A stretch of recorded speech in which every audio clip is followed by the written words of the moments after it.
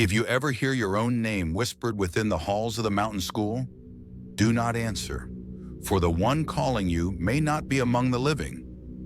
They say there is a school in the mountains of Busan, a place where wind never forgets its sound. If you walk deep enough into the pine forest, the air changes, thinner, quieter, as if the earth itself were holding its breath. Hidden among the roots and fog stands a 3-story building of pale concrete, its windows shattered like blind eyes staring toward the sea. Locals call it Guanium High, though it has been erased from every map since 1994. No one teaches there, no one studies, yet sometimes when the mist rolls down from the ridge, someone swears they can hear the bells still ringing at dawn. This is not a tourist story. This is a record, pieced together from a forgotten police report, an interview with a retired janitor, and an unfinished video recovered from a YouTuber's hard drive. His name was Seo Junwoo, a content creator who specialized in exploring abandoned places. He disappeared on the night of October 9th, 2022, during a solo shoot inside the ruins of the old school. All that remained was his camera, a dead flashlight, and a microphone that never stopped recording. The audio file ran for 4 hours and 23 minutes.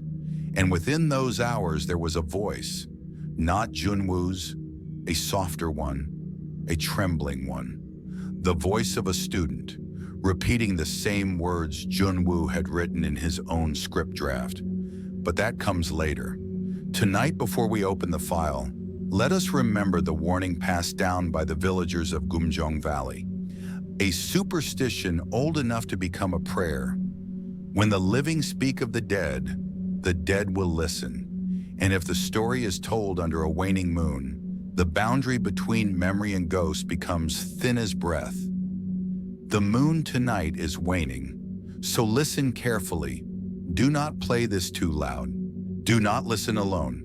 And if by chance the static shifts and you hear another voice beside mine, do not respond. The school was built in 1971, funded by a local factory owner who wanted to educate his workers' children. It was small, modest, just 12 classrooms, 1 teacher's dormitory, and a field carved out from the mountain slope. But as the years passed, the town's population dwindled. By the early 1990s, only a handful of students remained. The rest had left for the city, chasing light and promise. One winter, an accident occurred. A tragedy the town still refuses to discuss. Officially, it was labeled a fire during a class event. Unofficially, it was whispered to be a pact, a secret vow among students. A loyalty of youth, they called it, made beneath the cherry tree that once stood in the courtyard. Some said it was about love. Some said it was revenge. But all agreed on one thing. After that night, 6 students vanished, and the school was closed forever. When investigators searched the building, they found a burned yearbook photo, half melted into the floor. In the picture, the faces of those 6 students were scratched out with ink, except one. A girl sitting in the front row, smiling faintly. Her name, Kim Ha-yeon, class of '93. The only student whose body was never recovered. People in the nearby village said they still saw her, sometimes by the river, brushing her hair, sometimes behind the windows of the empty classrooms, as if attending lessons that no longer existed. 30 years later, Seo Junwoo arrived with his camera. He wasn't a believer. To him, ghosts were good for thumbnails and views. The darker the rumor, the better. He came alone, ignoring his crew's protests. They said the place was cursed, that a local priest once sealed the gate with talismans, that animals who entered the building went mad. Junwoo laughed it off. His script title was simple: The Last Lesson, Ghost School of Busan. Before dawn, he parked his van near the abandoned road and began hiking. He filmed every step, the overgrown trail, the sound of cicadas fading as altitude climbed. When he reached the gate, the sun had just touched the horizon. A rusted sign still hung there, half buried in vines. The words etched into metal: Guanium High School, knowledge and faith shall endure. He entered. The air inside was colder, not from wind, from absence. Desks scattered like gravestones, blackboards faded to greenish ash. He set up his camera in what used to be Class 3B, the same room where, according to legend, the pact was made. And as always, he began his intro. "What you're about to see is real footage," he said into the mic. "This school has been abandoned for nearly 3 decades. Locals say it's haunted by regret." But when he replayed the first take, the audio was wrong. His own voice echoed back, slower, softer, as though someone else were mimicking him. He assumed it was interference. He deleted the file, recorded again. But the same echo returned, slightly delayed, and this time at the end, a whisper: "Do not film our promise." He froze, checked the background. Nothing. Only the old yearbook photo pinned on the wall, the one he had found lying in the dust. He didn't notice it earlier, didn't notice how the faces seemed to shift under the camera light, how the paper curled like burnt skin. That was the first minute of the recovered footage. The rest would become evidence. In Busan's local folklore, there is a belief that words can summon the soul. The villagers call it the returning script. They say if a story about the dead is written with true emotion and spoken aloud on the anniversary of their death, the spirit bound to that story will answer, not to haunt, but to finish the sentence they never could. Junwoo's script, found later in fragments on his laptop, was about 6 students who swore a blood oath under the cherry tree. His working title was The Oath of Youth, but what no one could explain was this: the phrases he wrote matched perfectly with lines heard in the audio, even though he had never recorded them yet. One investigator, a reporter from Busan Daily, described it like this: "It was as if the ghost was reading his draft before he even wrote it. The same sentences, the same rhythm, but spoken by a young female voice. Every time he rewrote a line, the ghost's voice changed too, as though it were editing with him." No one could replicate the phenomenon. No technician could explain how analog interference could mimic future text. The footage was eventually sealed as part of a private case file, but one clip, just 12 seconds long, was leaked online last year. In it, you can hear Junwoo breathing, whispering something to himself. Then another voice, a girl's, responding, faint and brittle. "You shouldn't have come here, teacher." After that, static. The story you are hearing tonight was reconstructed from that recording. The sentences, the pauses, the names, they were not added for effect. They were there, embedded in the sound waves. Each syllable carries a trace of someone who once existed, who might still be waiting for the story to end. So before we continue, if you are listening alone, turn on one light. Not bright, just enough for your reflection to fade in the window. Because sometimes when the story begins to remember itself, it searches for faces. And if yours happens to resemble hers, you might hear your name soon. To this day, the villagers of Gumjeong still avoid the mountain path. They say the school breeze when fog falls. They say on certain nights the cherry tree, now a blackened stump, blossoms again with petals made of ash. And under that tree, a faint song drifts through the valley, a song of a graduation that never happened. We promise to meet again when spring returns. We promise to never leave anyone behind. No one knows who keeps singing it. Some think it's the wind. Some think it's the last memory of those who never left. But those who have gone close enough, those who claim to have seen the building with their own eyes, say there is a light still flickering in Class 3B. Not a lantern, not a reflection. a cold blue glow, like the pulse of an old camera still recording. And sometimes, if you listen long enough, you can hear the sound of chalk writing on the board. Slow, careful, repeating one phrase again and again. The oath of youth. The mountain that guards the old Guanyin school has no official name. In ancient maps, it was marked only as Black Peak, a place avoided by hunters, miners, even monks. They said its soil was restless, its rivers carried echoes, and its mist devoured sound. Yet in 1970, the government declared it the ideal location for a rural education project. A school would be built upon the slope, overlooking the valley, a symbol of progress for the forgotten. The villagers worked day and night, dragging cement and lumber up narrow paths. When the foundation was laid, they discovered something buried beneath, a stone well sealed with wooden planks. It wasn't on any survey map. Inside there were bones, small, brittle, wrapped in cloth dyed with soot. The elders warned the builders not to disturb it, but the foreman, a man of logic, dismissed it as superstition. He ordered the well filled with concrete. That was the first mistake.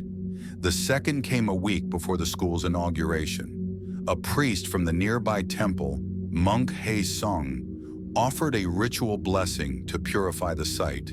During the chant, the wind turned violent, scattering ashes across the unfinished courtyard. When the ceremony ended, the priest's face had turned pale. He whispered only one sentence before leaving: "There are too many names written beneath this earth."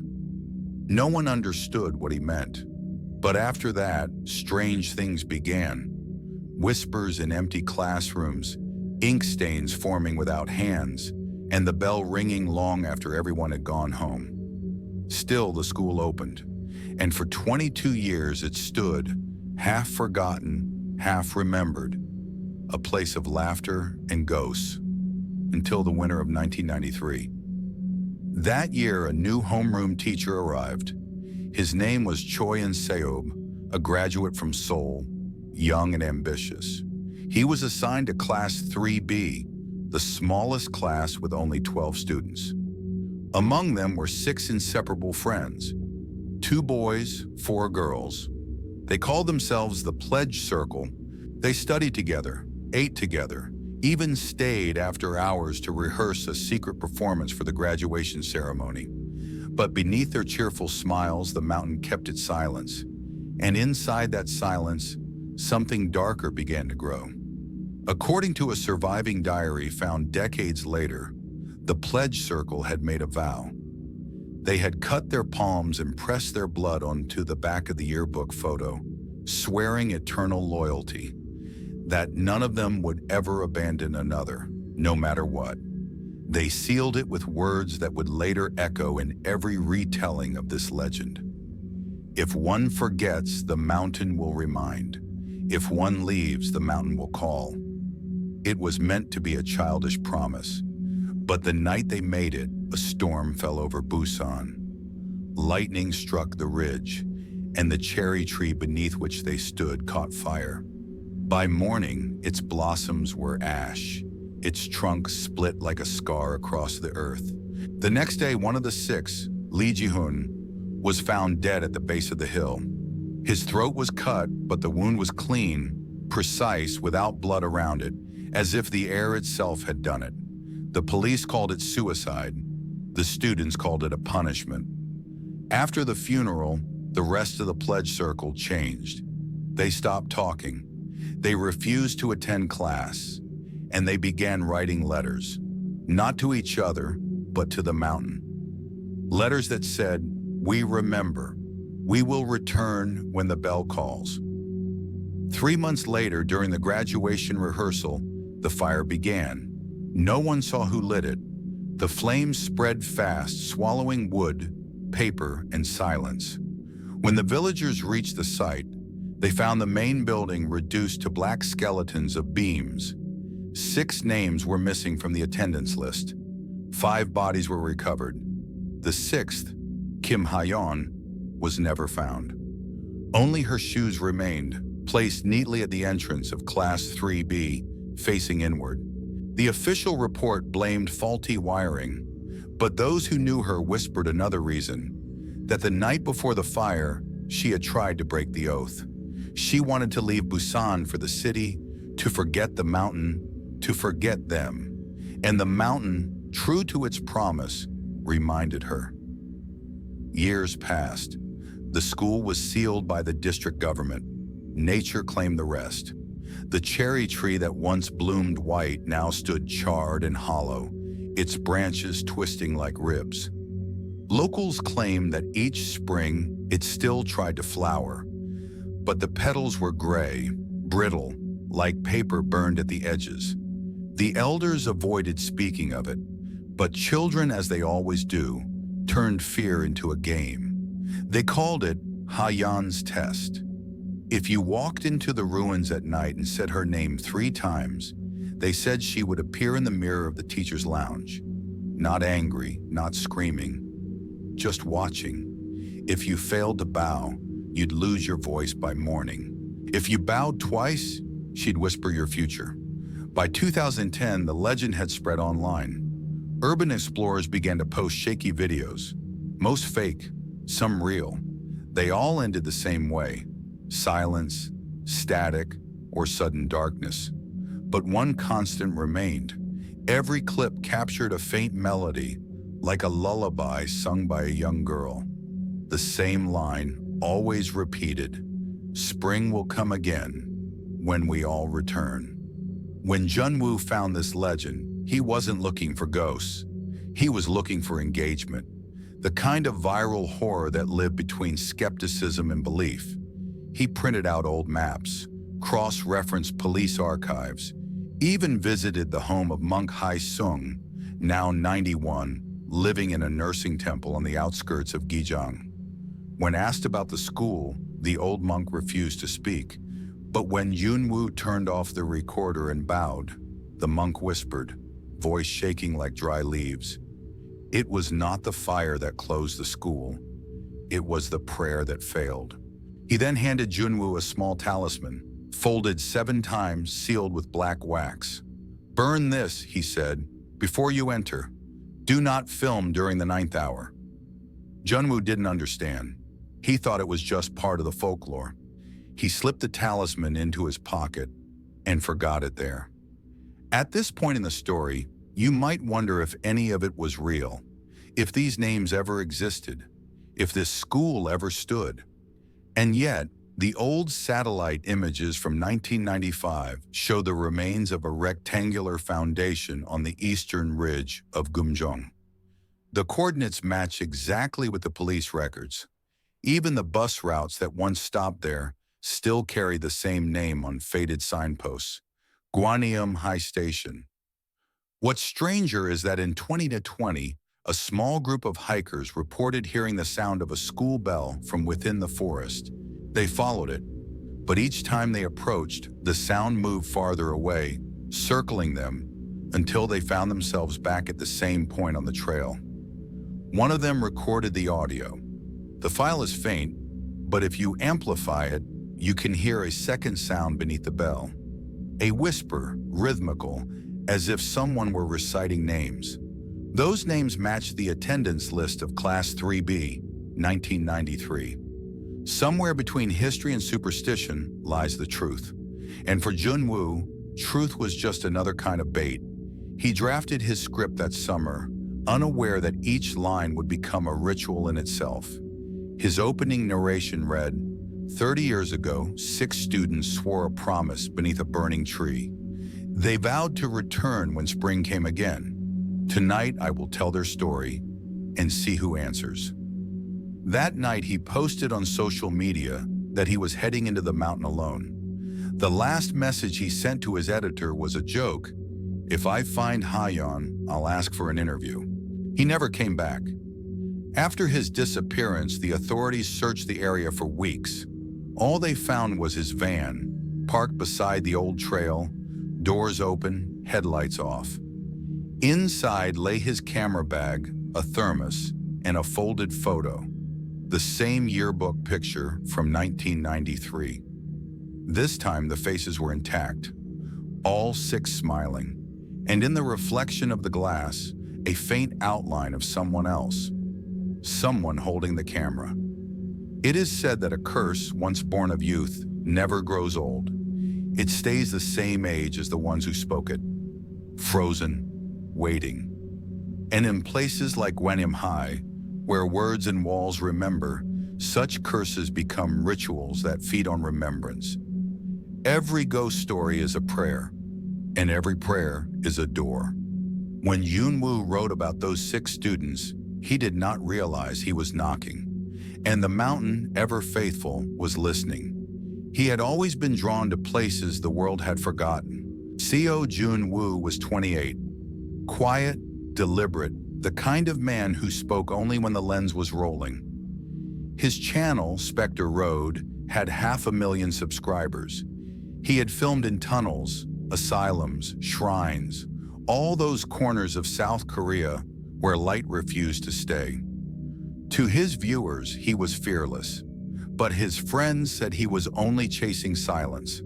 His mother once told a journalist that he used to wake up screaming as a child, claiming he heard people talking inside the walls. She sent him to therapy. The doctors called it sleep paralysis. He called it memory. By 2022, his obsession with abandoned schools had become almost ritualistic. He said each one had its own echo. Each hall remembered the rhythm of footsteps long after the last bell. When he found the legend of Gwenyam High, he felt something click, a familiarity he couldn't explain. Maybe it was coincidence. Maybe it was the photo. Because when he saw that burned yearbook image for the first time online, his eyes lingered on the girl in the front row. Kim Ha-yeon. Her face was calm, her expression oddly knowing. He couldn't shake the feeling that she was looking directly at him. That night, he dreamed of a classroom filled with mist and a voice calling his name, not as Junwoo, but as teacher. When he woke, the outline of his window frost looked like handwriting.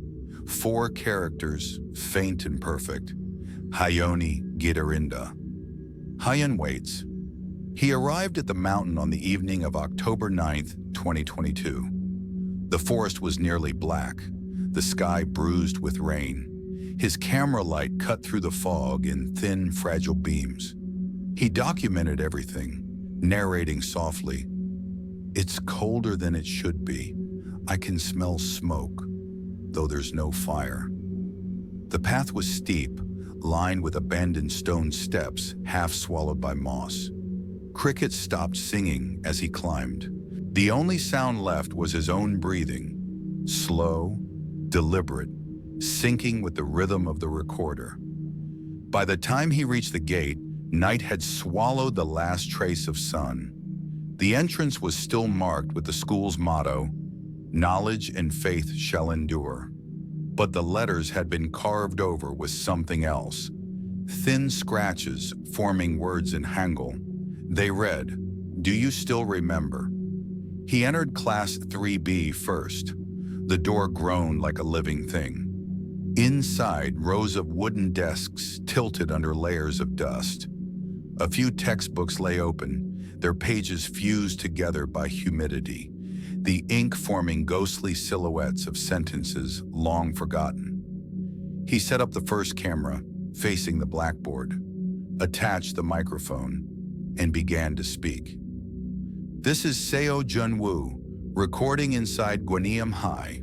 The date is October 9th, 2022. I'm standing in Class 3B, the room where 6 students made their famous oath. Locals say they never left. Tonight, I'm here to see if that's true. As he spoke, static flickered through the mic. Brief, sharp, like breath brushing against metal. Then a voice, faint, almost woven into the hiss, repeated his words. Not echo, repetition, as though someone on the other side were reading from the same script. The room where 6 students made their famous oath. Junwoo froze, He turned the volume down, checked the waveform. There it was, a second frequency, lighter, higher, undeniably human. A girl's voice. He thought it must be feedback. He adjusted the gain, turned off all other equipment. But even then, when he whispered into the mic, another whisper followed. Not delayed, not mirrored, parallel. He replayed it once, twice. The second time, the voice said something new. "We're still here, teacher." He stopped recording. Later that night, the temperature dropped. His camera log shows he restarted filming at 2:47 a.m. The footage is dim, grainy. He's holding the camera by hand, breathing fast. The hallway ahead is lined with windows, reflecting only the beam of his light. In each reflection, a faint shape moves. A girl in uniform, her hair long, her face blurred by fog. But there's no one in front of him. Only the echo of footsteps, his own, or something else walking just behind. He mutters to himself, "I think someone's here, maybe a squatter." Then quieter, "No, it's too cold for that." He enters the teacher's lounge. Tables overturned, a cracked mirror on the wall. As he pans the camera, the reflection catches movement. The figure of a girl standing by the window, holding what looks like a photo. When he turns, there's nothing there. But on the floor lies a torn yearbook page. Edges burned, the image smudged but visible. 6 students, one missing face scratched out. The mic hums softly, then the girl's voice again. "You wrote about us." Audio experts who later analyzed this segment noted something impossible. The voice pronounces his name, Seo Junwoo, in a way that matches his own handwriting on the original script file time-stamped 2 hours later. As though the voice had read ahead in time, he continues filming, whispering, "Who are you?" No response, only the soft sound of chalk scraping against the blackboard behind him. He turns. There, in uneven lines, appears fresh writing, no hand visible. The words, "We kept our promise. Now it's your turn." At 3:12 a.m., the footage cuts to static, but the audio keeps running. In it, his voice grows frantic, overlapping with another, feminine, rhythmic, like a student reciting a lesson. She repeats the same phrase again and again. "If one forgets, the mountain will remind. If one leaves, the mountain will call." His breathing quickens. He pleads, "Stop it! Who are you?" The reply, faint but clear, "You were one of us." That's the last line before the file ends.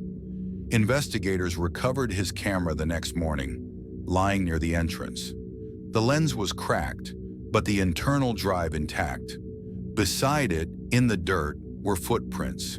His and smaller ones, barefoot, circling his path. They stopped abruptly, as if the person had stepped back into the air. Inside his bag, police found the talisman Monk Hae-sung had given him. It had never been opened, but when the seal was analyzed, the wax showed signs of having melted from inside. Not heat, not fire, as if something beneath had breathed. In the weeks that followed, Spectre Road went silent. His last uploaded video, a teaser posted 3 days before, began to gather millions of views. Viewers flooded the comment section, claiming to hear whispers hidden within the background music. When slowed down, the audio revealed faint syllables, Korean mixed with static. "The script is not yours." Some swore they heard a girl's laughter layered beneath his closing line. Others said if you paused at 3:13, a frame showed a reflection in his eye. A classroom filled with students sitting perfectly still. Months later, a technician hired to restore his hard drive found an unfinished document named Oath of Youth final.txt. The file was dated October 10th, a day after his disappearance. Inside were fragments of sentences, disjointed, as if typed in 2 voices. Junwoo. They wanted to tell their story. Unknown. They wanted you to finish it. Junwoo. I can't stay. Unknown. Then write. The final line of the document read, "The mountain remembers those who remember it." People began to treat his case like an urban myth. Fans made theories that he faked his death, that he joined a cult, that it was a publicity stunt. But none could explain the audio, how every phrase matched his original draft word for word, even though he had never spoken them aloud. Experts said it was psychological projection. Spiritualists said it was script possession, a rare phenomenon where the act of storytelling becomes invocation. Whatever it was, the result was the same. A story had written itself. And perhaps that was always the purpose. For legends like Gwanyeom High, for ghosts like Haiyan, for youth that died burning with promises, all they ever needed was a voice to remember them, to speak their names once more into the cold air. If you listen to the restored recording, the one the authorities refused to release, you'll hear a final moment before silence, a faint click, a breath. Then a girl whispering directly into the microphone, "Do not film our promise." And after that, another sound, a heartbeat, steady, mechanical, like a metronome syncing with someone's pulse. Then stillness. But those who have listened long enough say the recording never truly ends. That if you leave it playing through the static, after the 43rd minute, something else fades in. The same voice, older now, whispering from somewhere far beyond. "Spring has come again, teacher. Are you ready to remember?"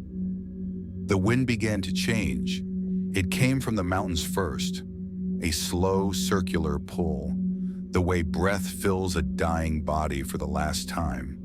He felt it pressing on the old corridors, brushing dust from forgotten banners that still hung like faded memories.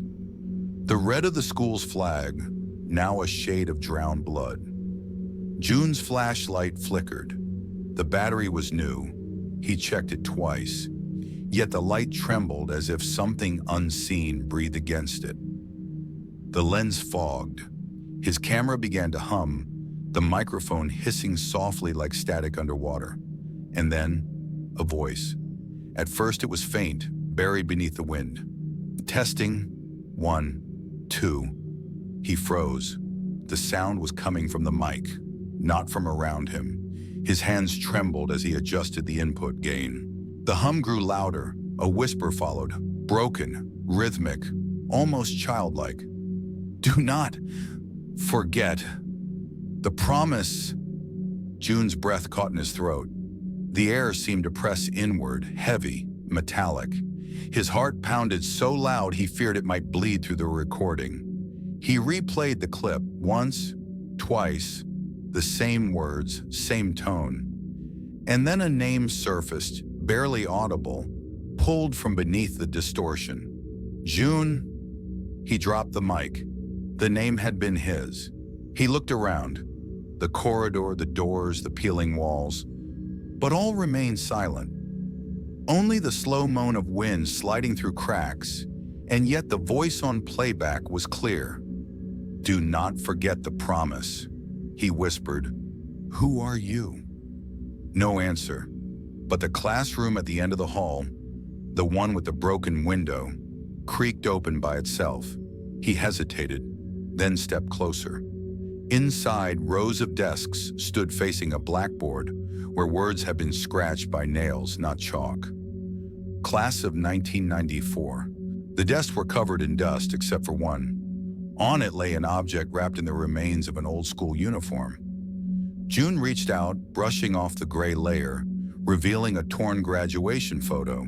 Faces blurred, names erased, but one half-smile remained intact. A girl with short hair, her eyes too alive for the stillness of paper. On the back, in faded ink, "We promised we'd all leave together." The wind inside the classroom shifted. The camera on his chest turned itself on. The lens pointed toward the blackboard, and the static grew louder, almost forming syllables. You came back. You remembered. June stumbled backward. The sound wasn't from the playback. It came behind him. He turned and saw her. Not as a figure, but as a shadow made from light. Her outline flickered like a reflection on broken water. Her hair drifted in air that did not move. Her uniform was torn, soaked in the color of old rust. Her eyes met his, hollow but not empty. They were filled with memory. "Who are you?" he whispered again. She didn't answer. Instead, she walked toward the teacher's desk where the torn class photo had lain. She touched it, or tried to, and her fingers passed through, scattering motes of dust. Her mouth moved silently at first, and then words began to rise from the static. "You promised to stay until the last bell."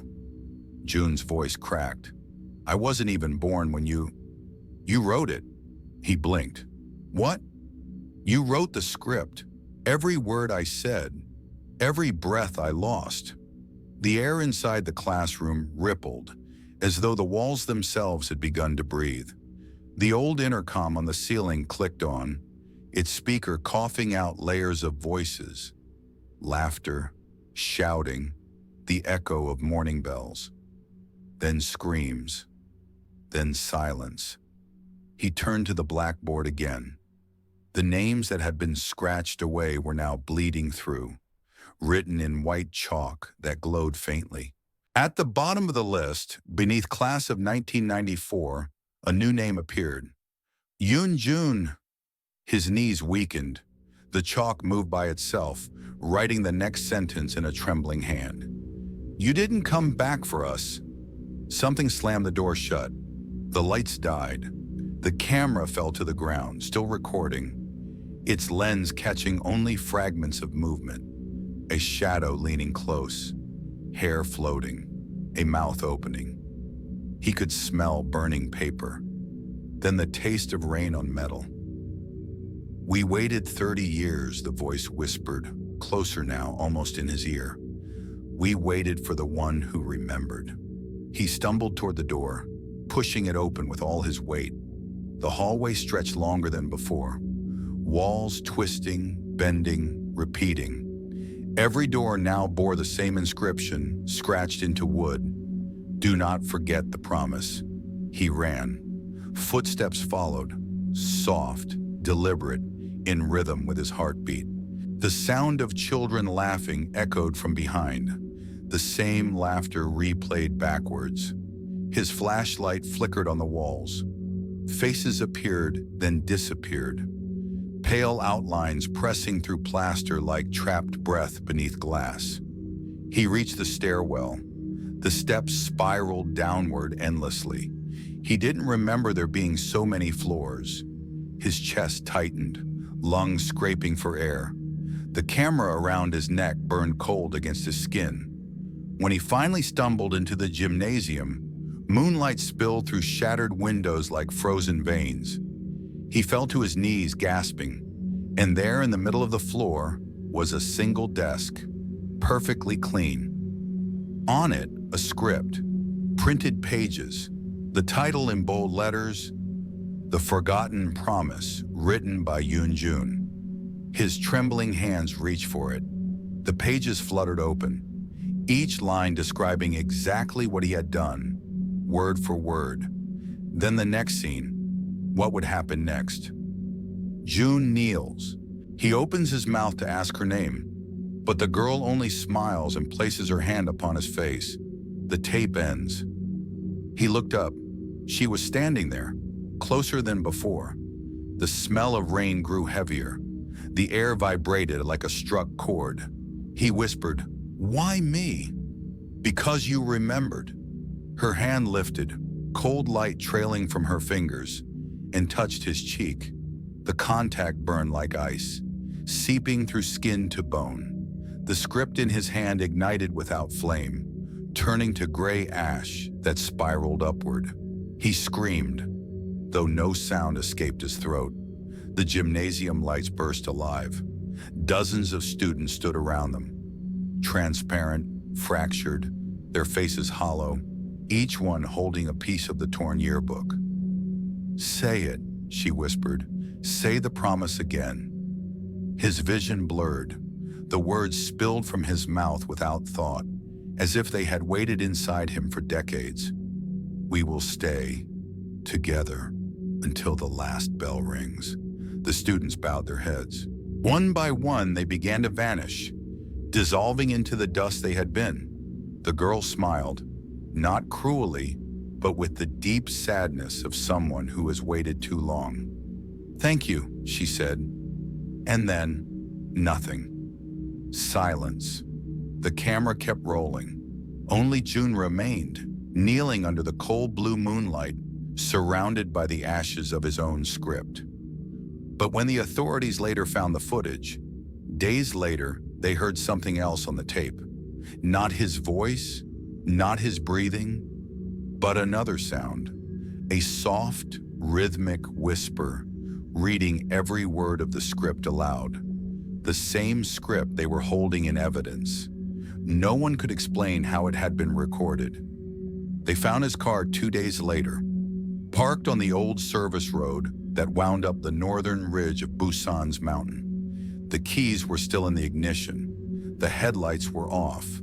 The battery had died quietly in the dark, just as he had left it. Inside the trunk lay his equipment, the camera bag, 2 spare lenses, and the same notebook he always carried, the one he used to write opening narrations for his ghost hunting videos. But the last entry stopped midway through a sentence. It ended with a line scrawled so deep that the pen had torn the paper. "She said my name before I spoke."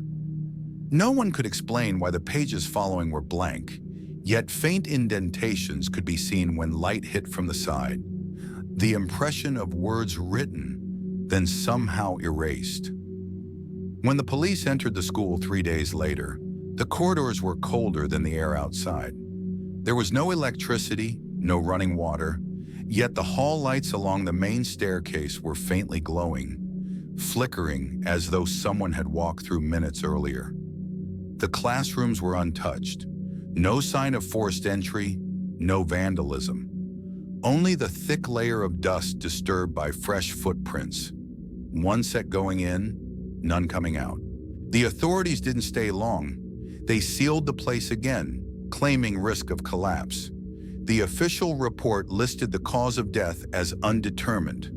The family received his belongings, though the camera was never recovered. It had been recording, they said, until the battery drained. But the device was gone, as if it had walked away by itself. Weeks passed.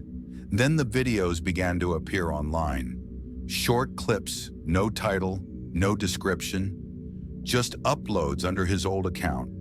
The first one showed the entrance gate of the abandoned school, filmed at dawn, mist curling around rusted metal.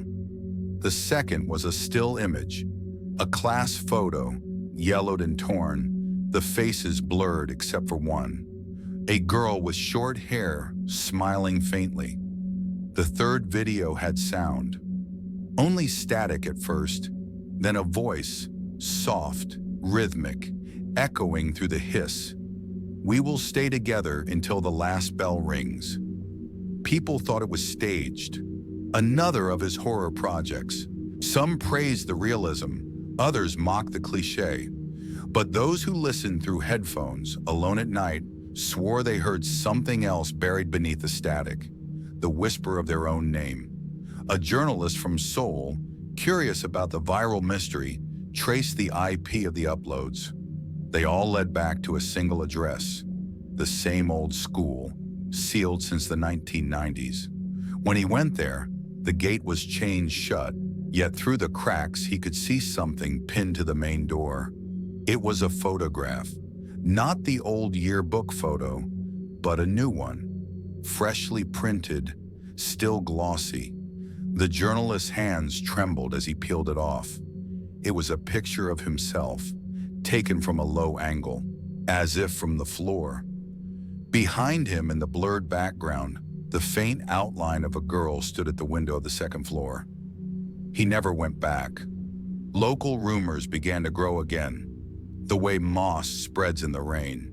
Residents whispered of lights flickering on the hill after midnight, of the sound of a bell ringing faintly even though the tower had collapsed decades ago. One story said that if you stood by the gate long enough, you'd hear a voice ask your name. Not loud, not cruel, just curious, as if trying to remember something lost. Those who answered never came back the same. An old caretaker who once worked at the school before it closed told a local paper that there had been an incident in the early 90s. A senior class, 15 students, had made a blood promise before graduation. They swore that none of them would leave until they all passed the final exam together.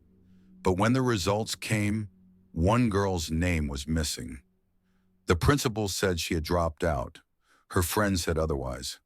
That night during the farewell ceremony, the fire alarm rang, though there was no smoke. The lights went out. When they came back on, she was gone. Only her uniform remained on the floor, and the sound of the final bell echoing long after midnight. The school closed that summer. Some said her spirit lingered, waiting for the others to return. Others whispered that the promise had turned into a curse, binding every soul that stepped into that building with a camera or a microphone, because the act of recording was the same as remembering. And memory, once called, does not leave quietly. The last person to visit before June was a travel vlogger from Japan. He left after one night, refusing to speak about what he heard through his wireless mic. He deleted every file and shut down his channel. When asked, he said only one sentence: "She read my script before I wrote it." To this day, if you search long enough, you can still find one of the original videos June posted. It's hidden deep within re-uploads, buried under layers of compression and noise. It begins with his voice, calm, familiar, introducing the location, describing the folklore, laughing softly about the cursed promise. Then halfway through, the sound changes. Another voice takes over. It continues reading in perfect rhythm, describing everything he does next: the corridor, the broken window, the torn photo. Each line matches the events seen on screen. The narration doesn't stop when he drops the camera. It keeps speaking until the lens turns black. And in the last few seconds, faint but clear, a whisper: "If you are hearing this, do not forget the promise." The clip ends abruptly, but some claim that if you let it loop in silence afterward, another sound fades in. The echo of a bell. Once, twice, then 13 times, though the school had never had more than 12 periods in a day. There are those who believe the extra chime means someone new has joined them, someone who listened too closely. And if by some chance tonight you find yourself scrolling through forgotten corners of the internet and stumble upon that video, if the thumbnail shows an empty hallway lit by moonlight, if the title bar reads only "The Forgotten Promise," listen carefully before you press play. Because sometimes when you do, the mic might capture something it shouldn't. A soft breath, a whisper behind your name, a sound that seems to know who you are. And if you ever hear the bell ring, 1, 2, 3, stop. Close the browser, step away, do not answer, do not speak. For those who once made the promise are still waiting for someone to say it again. And each time their names are remembered, the classroom fills once more. The desks arrange themselves. The chalk begins to write. The camera turns on by itself. Somewhere deep in the mountains of Busan, a light flickers on in the abandoned gym. A faint melody drifts from the intercom, the morning anthem of a school long forgotten. The dust rises, forming the outlines of students in uniform, standing still, heads bowed. In the center of the room, a single desk remains. Upon it, the torn graduation photo, the last fragment of a smile that refuses to fade. The wind moves softly through the cracked windows, and for a heartbeat, Just one. The bell rings again. And then, silence. The kind of silence that waits to be remembered.